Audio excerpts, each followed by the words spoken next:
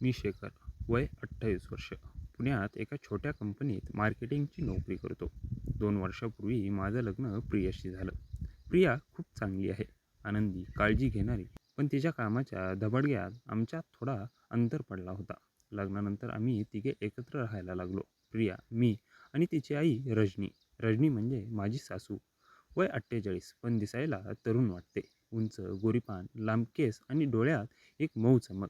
तिच्या हसण्यात काहीतरी असं होतं की पाहणाऱ्याचं मन हलकं होऊन जायचं. सुरुवातीला ती माझ्याशी फारसं बोलायची नाही. फक्त शेखर, चहा घ्या, जेवण वाढू का, एवढंच. मीही तिला सासूबाई म्हणून हाक मारायचो. घरात सगळं व्यवस्थित चालायचं. प्रिया सकाळी ऑफिसला जायची आणि मीही ऑफिसला जायचो. रजनी घर सांभाळायच्या. पण एके दिवशी प्रिया तिच्या बहिणीकडे 15 दिवसांसाठी गेली. तिच्या बहिणीला बाळंतपण होणार होतं, म्हणून ती मदत करायला गेली. घरात फक्त मी आणि रजनी राहिलो. पहिल्या 2 दिवसात काही वेगळं नव्हतं. सकाळी चहा, रात्री जेवण, छोटे छोटे संवाद. पण तिसऱ्या दिवशी रात्री मी उशिरा घरी आलो. खूप थकलो होतो. ऑफिसमध्ये प्रोजेक्ट प्रेशर होतं. दार उघडताच रजनी समोर आली. तिच्या अंगावर हलकी पिवळी साडी होती. केस मोकळे सोडलेले होते. शेखर, इतका उशीर? थकलास ना? बस, जेवण वाढते, ती मऊ आवाजात म्हणाली. मी टेबलवर बसलो. आज तीही माझ्यासमोर बसून जेवायला लागली. सहसा ती उभी राहून वाढायची, पण आज ती बसली. प्रिया नाही आहे म्हणून एकटं वाटतंय का, तिने मला विचारलं. मी हसलो. हो, थोडं. पण तुम्ही आहात ना. तिने माझ्याकडे पाहिलं. तिच्या डोळ्यात खरी काळजी दिसली. शेखर, तू नेहमी हसतोस, पण मला वाटतं तू आतून एकटा आहेस. कामाचा ताण, प्रियाशी वेळ न मिळणं, सगळं समजतंय मला. त्या रात्री आम्ही जेवणानंतर बराच वेळ बोललो. तिने आपल्या आयुष्याबद्दल थोडं सांगितलं. सासऱ्यांनी किती वर्षापूर्वी सोडलं, तेव्हापासून ती एकटी सगळं हाताळत आहे. प्रिया आणि तिच्या बहिणीला मोठं करताना कधी स्वतःसाठी वेळच मिळाला नाही. तुम्ही खूप मजबूत आहात सासूबाई, मी म्हणालो. तिने हलकंच हसलं. मजबूत दिसते पण आतून थकलेले आहे शेखर. कधी कधी कुणीतरी ऐकून घ्यावं असं वाटतं. त्या रात्री झोपताना माझ्या मनात पहिल्यांदा तिचा चेहरा येत होता. मी स्वतःला समजावलं. शेखर, ती तुझी सासू आहे, असा काहीही विचार करू नको. पण तरीही तिच्या बोलण्यातील काळजी, तिचा मऊ आवाज, हे सगळं मनात रेंगाळत होतं. दुसऱ्या दिवशी सकाळी ती चहा घेऊन माझ्या खोलीत आली. तिची साडी थोडी ओढली होती. तिचा खांदा आणि मानेचा भाग दिसत होता.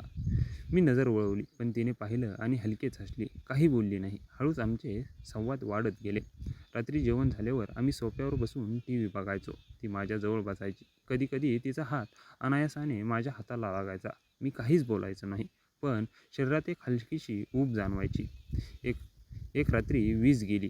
घर अंधारात बुडालं. आम्ही दोघे बाल्कनीत हवा खायला गेलो. थंड हवा वाहत होती. भयंकर गरमी आहे, ती म्हणाली आणि पंखा आणला. आम्ही जवळजवळ बसलो. तिचा श्वास मला स्पष्ट जाणवत होता. तिने पदर थोडा बाजूला केला. तिच्या शरीरातून येणारा हलकाचा सुगंध आणि ऊब मला विचलित करत होती. शेखर, तुला कधी कधी प्रियाशिवाय एकटं वाटतं का, तिने हळूच आवाजात विचारलं. मी क्षणभर थांबलो. वाटतं सासूबाई, पण सांगायला कुणी नसतं. तिने माझ्या हातावर हात ठेवला. तिचा हात गरम होता आणि मी आहे ना असं म्हणाली. आता मी आहे ना. काहीही बोलायचे असेल तर मला सांगायचं. मी तुझी सासू आहे, पण तुझी मैत्रिणी आहे. त्या स्पर्शाने माझ्या मनात एक वेगळीच भावना जागृत झाली. भीती, आकर्षण, अपराधीपणा, सगळं एकत्र. मी हात काढून घेतला नाही. आम्ही तासभर बोलत राहिलो. तिचा एकटेपणाबद्दल, माझ्या अपेक्षांबद्दल, छोट्या छोट्या गोष्टींबद्दल. त्या रात्री झोपेतही तिचा चेहरा, तिचे स्पर्श, तिचे शब्द मनात घोळत होते. मी स्वतःला सांगत होतो, हे फक्त भावनिक जवळीक आहे, जास्त काही नाही. पण मनाच्या एका कोपऱ्यात मला माहिती होतं की हळूहळू काहीतरी बदलत आहे. त्या पहिल्या रात्रीच्या बोलण्यानंतर काहीतरी बदललं होतं. आमच्यात एक अदृश्य ओढ निर्माण झाली होती. मी स्वतःला सांगत होतो की हे फक्त मैत्री आहे, पण मनात एक वेगळीच ऊब जाणवायला लागली होती. दुसऱ्या दिवशी सकाळी मी उठलो तेव्हा रजनी स्वयंपाकघरात होती. मी चहा घ्यायला गेलो. तिने हलकेच हसून मला कप दिला. शेखर, आज ऑफिसला लवकर जाणार का, तिने विचारलं. नाही सासूबाई, आज थोडं काम घरीच आहे, मी म्हणालो. तिने माझ्याकडे पाहिलं. मग दुपारी जेवणाबरोबर बसून बोलू का, एकटीला कंटाळा येतोय, मी होकार दिला. दुपारी जेवणानंतर आम्ही सोफ्यावर बसलो. तिने आज हलकी गुलाबी साडी नेसली होती. तिचे केस मोकळे होते. तिला बोलताना कधी कधी केस मागे सरकायची आणि तिची गोरीपान मान दिसायची. मी नजर वळवण्याचा प्रयत्न करायचो, पण मन तिच्याकडे ओढलं जायचं. शेखर, तुला प्रियाशी काय समस्या वाटते का, तिने अचानक विचारलं. मी थोडा गोंधळलो. काही नाही सासूबाई, फक्त कामामुळे वेळ कमी पडतो. तिने हलकेच माझ्या हातावर हात ठेवला. खोटं बोलू नको, मी तिची आई आहे, पण तुझीही काळजी करते. तू कधी-कधी रात्री एकटा बसलेला दिसतोस. काही कमी पडतंय का? तिच्या शब्दात खरी काळजी होती. मी पहिल्यांदा मन उघडलं. प्रियाशी किती दिवसांत खरं-खुरं बोलणं झालं नाही. तिच्या व्यस्ततेमुळे कसे अंतर पडलंय हे सगळं सांगितलं. ती शांतपणे ऐकत होती. तिचे डोळे माझ्यावर खिळले होते. शेखर, लग्न म्हणजे फक्त जबाबदारी नसते. प्रेम, समजूत आणि थोडा वेळ एकमेकांसाठी हवा असतो. ती मऊ आवाजात मला म्हणाली. मी हे सगळं अनुभवलंय. माझ्या नवऱ्याने सोडल्यानंतर मी प्रियाला आणि तिच्या बहिणीला सांभाळत होते. स्वतःसाठी कधीच वेळ नव्हता.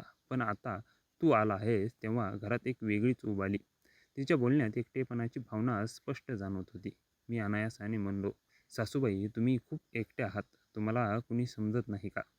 तिने डोळे खाली केले. समजतंय, पण कुणी जवळ येत नाही. सगळे आई म्हणतात, पण स्त्री म्हणून कुणी पाहत नाही. त्या क्षणी माझ्या मनात संघर्ष सुरू झाला. ही स्त्री माझी सासू आहे, प्रियाची आई.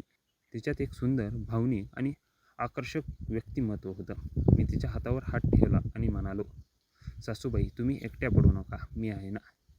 तिने माझ्या हातावर हळूवार दाब दिला. आम्ही बराच वेळ असेच हातात हात घालून बसलो. शब्द कमी, पण भावना खूप जास्त होत्या. त्यानंतर रोज रात्री आमची भेट व्हायची. टी व्ही बघताना ती माझ्याजवळ बसायची. कधीकधी तिचा खांदा माझ्या खांद्याला टेकायचा.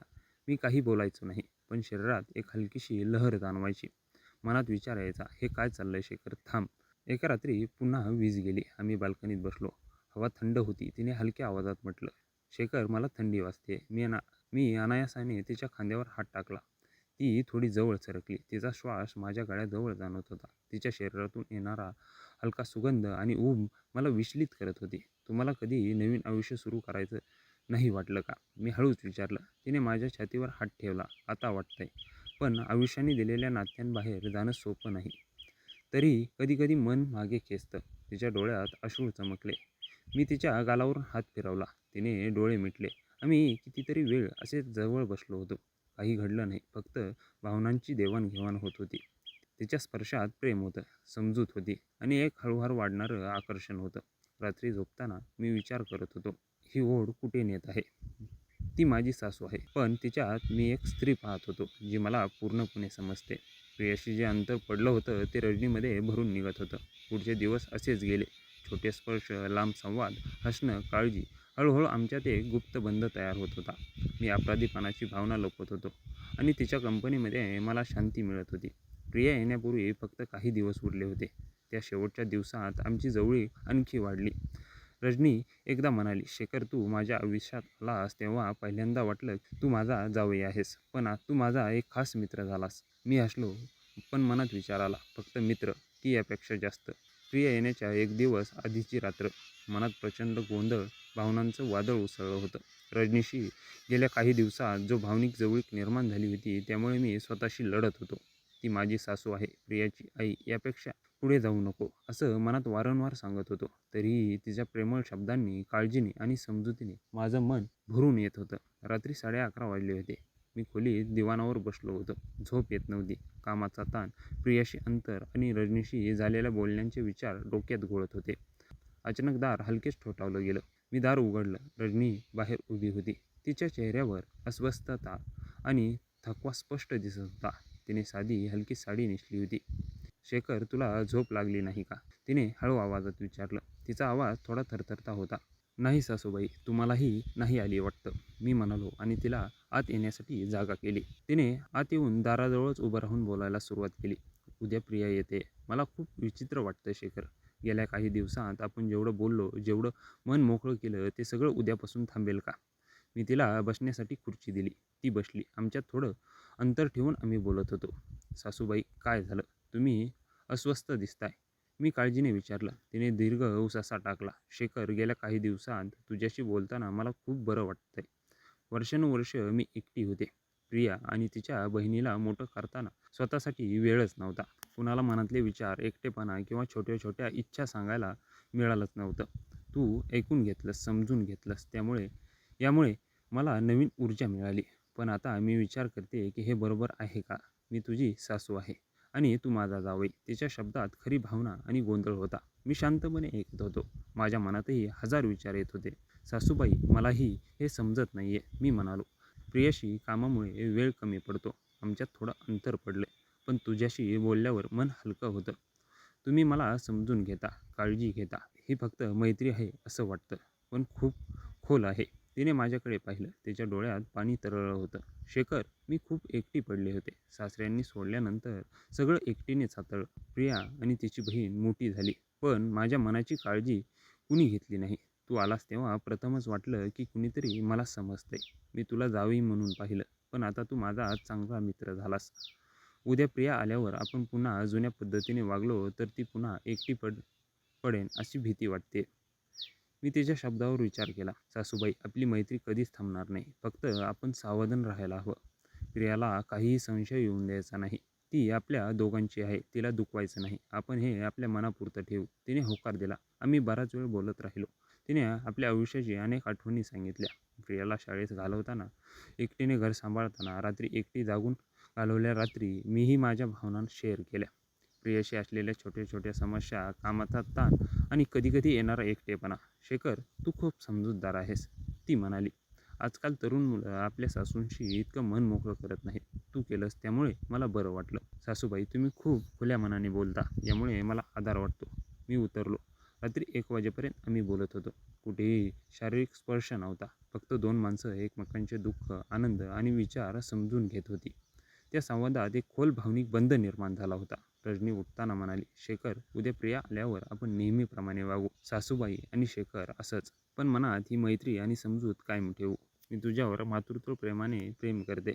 या काही दिवसांत तुझ्या मैत्रीने मला खूप बळ दिलं. मी हसलो आणि म्हणालो, हो सासूबाई, आपण प्रियाला सुखी ठेवू आणि आपली ही भावनिक मैत्री गुप्त ठेवू. त्या रात्री ती गेल्यानंतर मी बराच वेळ जागा होतो. मनात अपराधीपणा होता, पण त्याचबरोबर एक समाधानही होतं. मी तिला भावनिक आधार दिला होता. हे नातं केवळ मैत्री आणि समजुतीपुरतं ठेवणं गरजेचं होतं. प्रियाला दुखवायचं नव्हतं. त्या रात्री सकाळ उजाडली. मनात खूप गोंधळ होता. रजनी माझ्या शेजारी झोपली होती. तिचा चेहरा शांत दिसत होता. मी हळूच तिच्या केसात हात फिरवला. ती जागी झाली आणि माझ्याकडे पाहून हलकेच हसली. शेखर, उद्या प्रिया येते. आपण कसं वागायचं? तिने चिंताग्रस्त आवाजात विचारलं. सासूबाई, आपण सावधान राहू. प्रियाला कधीही संशय येऊन द्यायचा नाही. हे आपलं गुपित राहील. मी तिच्या हाताला स्पर्श करत म्हणालो. तिने माझ्या छातीवर डोकं ठेवलं. मला भीती वाटते, पण या काही दिवसात मला जे प्रेम मिळालंय ते आयुष्यात पहिल्यांदाच. मी तुला सोडू शकत नाही. मी तिला घट्ट मिठी मारली. मीही तुला सोडू शकत नाही सासूबाई, पण प्रियाला दुखवायचं नाही. ती आपल्या दोघांची आहे. दुपारी प्रिया घरी आली. तिचा चेहरा आनंदाने झळाळत होता. मम्मी, शेखर, मी खूप मिस केलं तुम्हाला, ती म्हणाली आणि दोघांनाही मिठी मारली. रजनीने सामान्यपणे वागवलं, हसली, जेवण वाढलं, सगळं व्यवस्थित. पण मी तिच्या डोळ्यात एक वेगळीच गहनता पाहत होतो.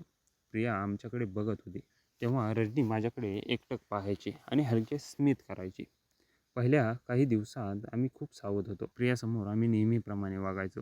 मी सासूबाई म्हणून हाक मारायचो. ती मला जेवण वाढायची. पण रात्री जेवण झाल्यावर, प्रिया झोपल्यावर रजनी कधी कधी माझ्या खोलीत यायची. एक रात्री प्रिया थकून लवकर झोपली. रजनी हळूच माझ्या खोलीत आली. शेखर, फक्त थोडा वेळ, ती कुजबुजली. मी तिला जवळ घेतलं. आम्ही एकमेकांना मिठी मारली. तिच्या स्पर्शात तीच ऊब होती. मी तुझ्याशिवाय राहू शकत नाही, ती माझ्या कानात म्हणाली. सासूबाई, मीही नाही, पण आपण सावधान राहायला हवं. मी तिच्या गालावर हात फिरवत म्हणालो. असा आमचा नवा प्रवास सुरू झाला, गुप्त पण खोल. प्रिया जेव्हा ऑफिसला जायची किंवा तिच्या मैत्रिणीकडे जायची तेव्हा मला थोडा वेळ मिळायचा.